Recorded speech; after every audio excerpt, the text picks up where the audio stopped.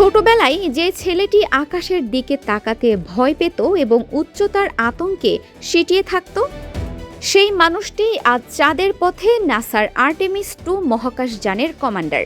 এটি কোনো রূপকথা নয়, বরং অদম্য ইচ্ছাশক্তির অধিকারী রিড ওয়াইজম্যানের বাস্তব জীবন গল্প। নেভাল এয়ার শো দেখে শৈশবে নীল আকাশে ওড়ার যে স্বপ্ন তিনি দেখেছিলেন, সেই পথটি মোটেও সহজ ছিল না।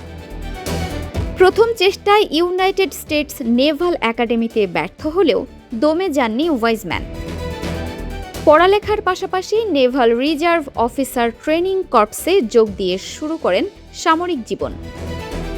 1999 সালে নৌবাহিনীর পাইলট হিসেবে যাত্রা শুরু করে পরবর্তীতে ইরাক ও আফগানিস্তান মিশনে অংশ নেন তিনি।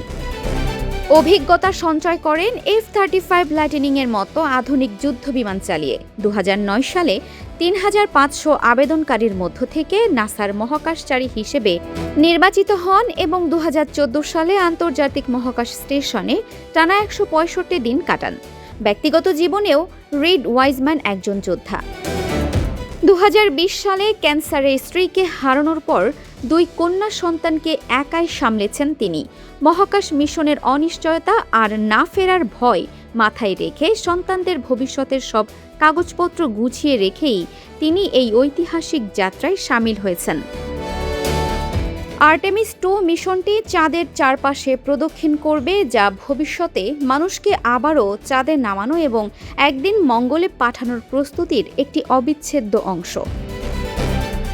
Dinajpur TV multimedia desk.